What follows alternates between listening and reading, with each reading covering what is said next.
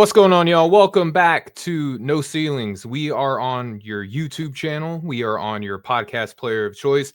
I'm Stephen Gillaspie, and ladies and gentlemen, I have a very special prospect interview lined up today. So we have here, he measured 6'1.5" without shoes, a little over 208 pounds, from Summit, Mississippi. So we're essentially neighbors. Played at the University of Florida, where he is now an NCAA champion. Alijah Martin. Alijah, how we doing today, bro? I'm doing good, man. How are you? Man, I can't complain. I mentioned that Yes. we're neighbors. I'm from Arkansas originally, Yeah, I but was I about don't to know if ask where you. you from. Yeah, What from part of Arkansas. Arkansas? So if you're familiar, I grew up in Central Arkansas, like around Conway area. Okay. I'm not familiar, but I know it's Central Arkansas there. Okay, right on. Yeah, just a little bit, about an hour and 15 minutes north of Little Rock. So if Yeah. that helps with the listeners out there, man. But Alijah, dude, I'm super happy to have you on. I've written about you this year in a piece titled "Winning Over Everything" over at NoCeilingsNBA.com. I've been bringing you up in mock drafts and stuff like that. Super stoked to have you on, man. So let's get into it. I always like to ask this question: what got you into basketball? What got me into basketball? I say just follow my mom. She was a middle school coach. She coached in the Rotary League. She always coached basketball, and I'm pretty sure when I got to the age where I could walk on my own and stuff like that, I was following her in the gym. So I say that really got me into basketball. That's awesome, man. And you play like a coach's kid for sure. But basketball wasn't your only sport growing up. I Nah, mean, as most people play multiple sports, you were a dual sport athlete. Coming out of high school, you were actually a really talented quarterback. Do you think that having that multi-sport background has helped you for as a sure. basketball player? For sure.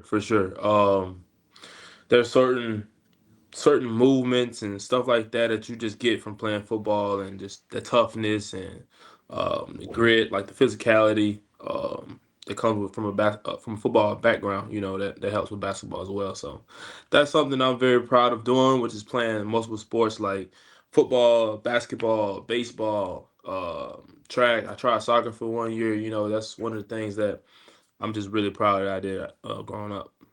Yeah, man. I mean, you get to learn different cuts, different movements, and that can translate in a bunch of different ways on the court for sure. So coming out of high school, Elijah, you committed to play for Florida Atlantic.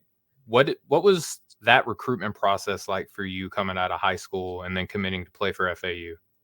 It was stressful because, I felt like I was on the same level of those guys that had all the stars and stuff like that, and just not having stars and being underrated, unranked. It was stressful because like you have the same numbers as those guys, but you just won't have the same offers and stuff and same looks. But um, it was weird, coming from Mississippi.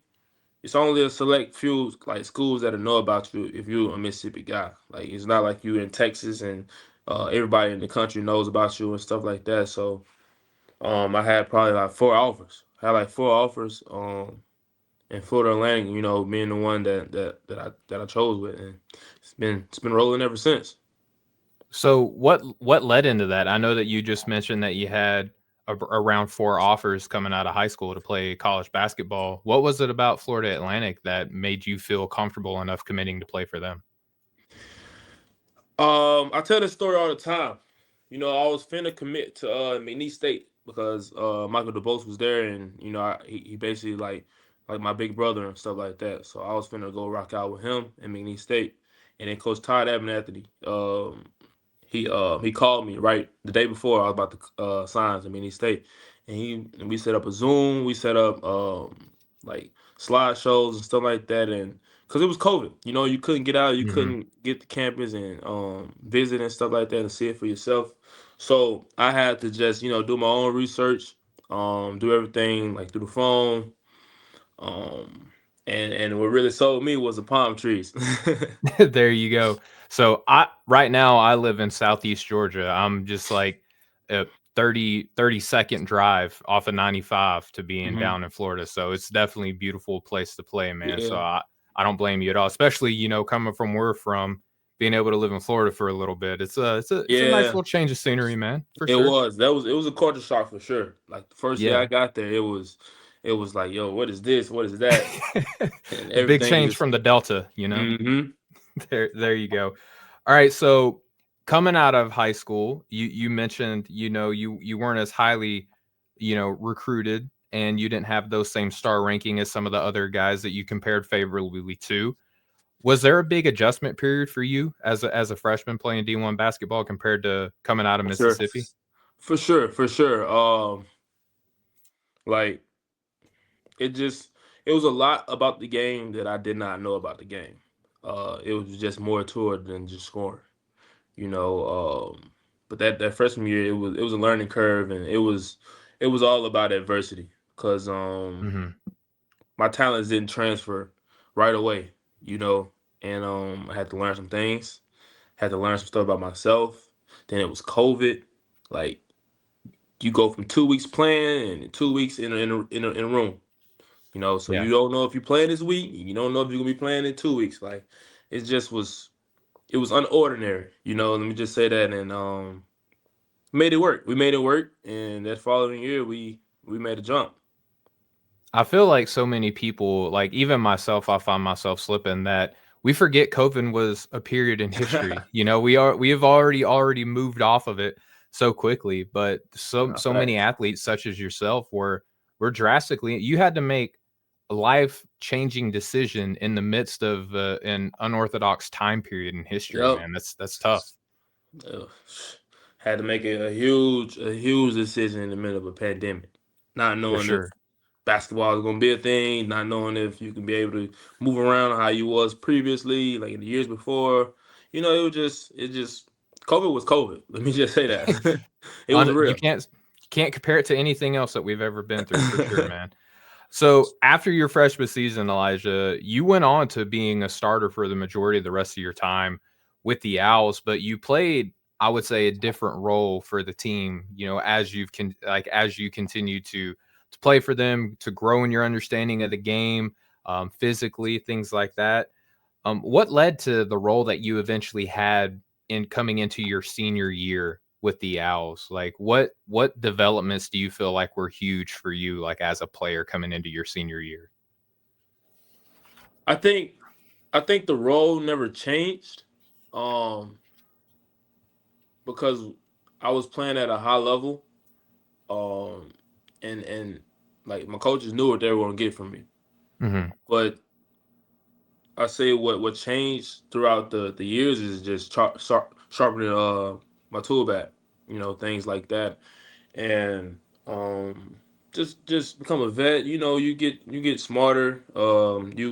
You tone up, like all the things physically, and then obviously the basketball stuff is just getting better with every day, and that's what I did a really good job doing. Shout out to Coach May and the staff over there. They do a really good job of uh, player development and stuff like that. For sure. Let me ask you this now. What was it like for you playing for Dusty May, who has now gone on to coach Yeah, at Michigan? That FAU team, for all intents and purposes, that was like a breeding ground for just talent, both as coaches and as players. And now you guys have all kind of spread off and had success in a bunch of different places. yeah. Playing for Coach May was great, man. He's really good at like teaching you the game. He's very good at like just understanding who you are, showing you who you are, showing you who you could be. I remember the first time I was in his office or something like that, and he told me I could be like a Lou Dort.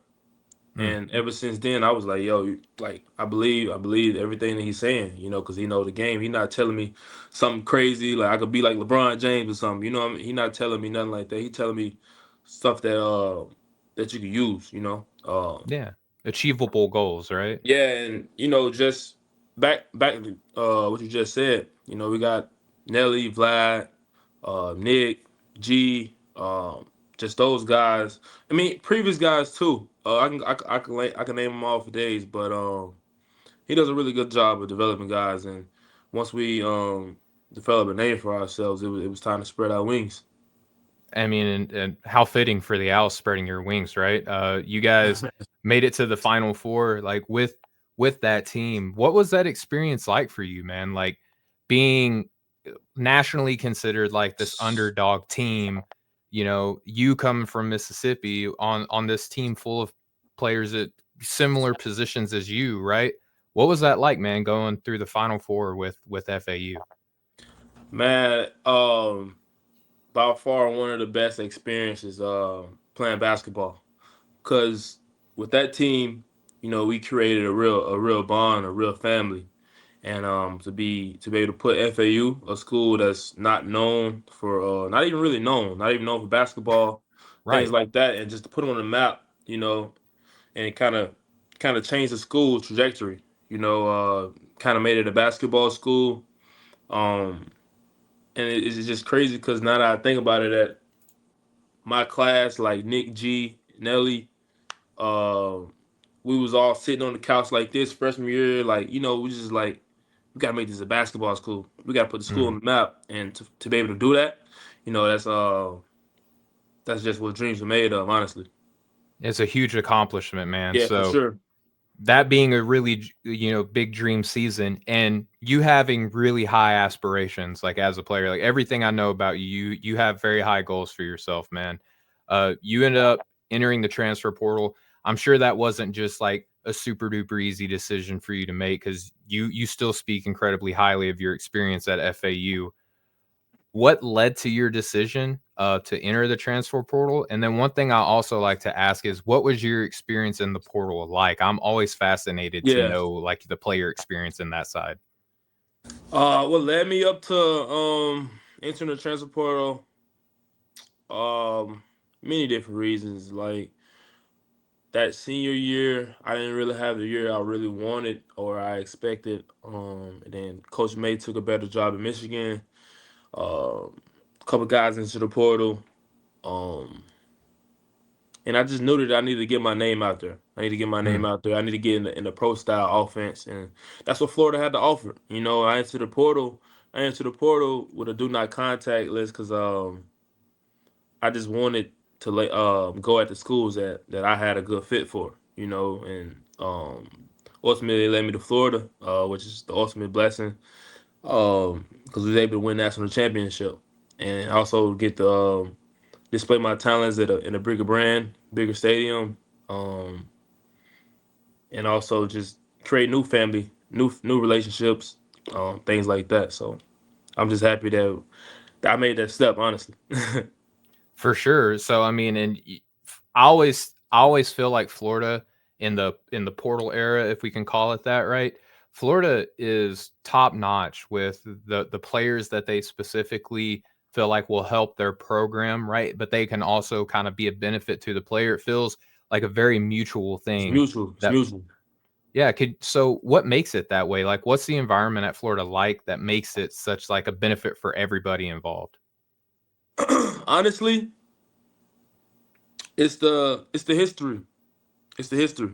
Florida is historically really great university. Really great sports, really great school, academics and stuff like that. And one of the things that really sold me is that I could be having lunch with future first rounders, Olympics, gold medalists, stuff like that. And if you're an athlete, you want to surround yourself with the best, and that's what really Florida has to offer. Yeah, it really does. And being from Arkansas, I'm a Razorback guy. It pains me to say that sometimes, but so you gotta call it how it is, man. Florida does a tremendous job with their approach to many athletics, but I feel like Yeah, the for the sure, basketball program there definitely, is top notch, man. it So is. you finished this past year averaging over 14 points per game, almost 5 rebounds, over 2 assists, and a steal and a half per game.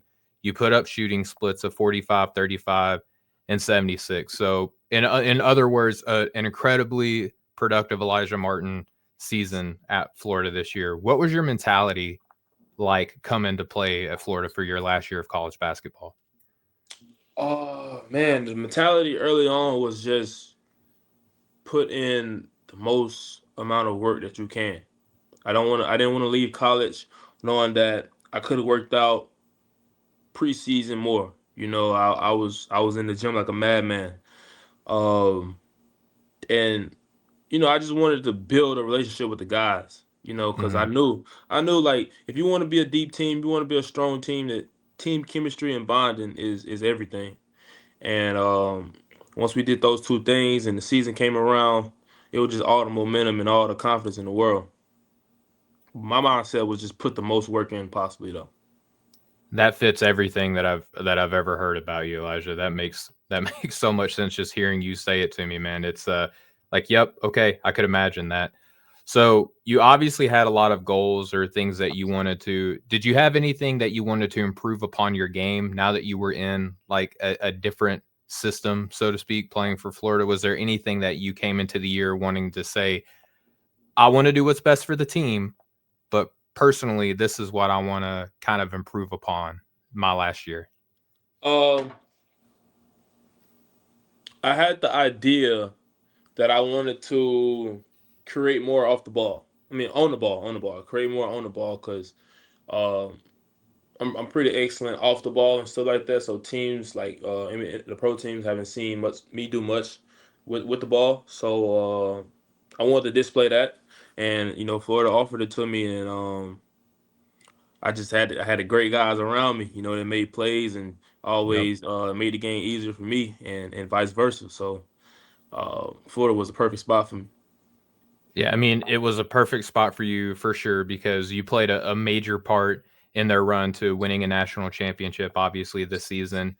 And again, Elijah, one of the things that I continuously and consistently hear about you is how great of a teammate you are. One of my favorite stories that I saw come up nationally this year was you took the time to send a picture to all of your teammates from where they started their basketball journey to where they are now. So, what led to you doing that? Because obviously, this was like of your own volition. Like, no one told you to do this. Like, you just being the great leader you are, you clearly wanted to send a message to your teammates. Right. What led? You know, throughout the year, I always talk to my trainer before games, after games, and he gave me a message. He gave me an idea. How to keep the guys humble, how to keep them grounded, Mm, and I came up with the idea of like just where you started from. Because that roster itself is full of underdogs, full of unranked guys, stuff like that.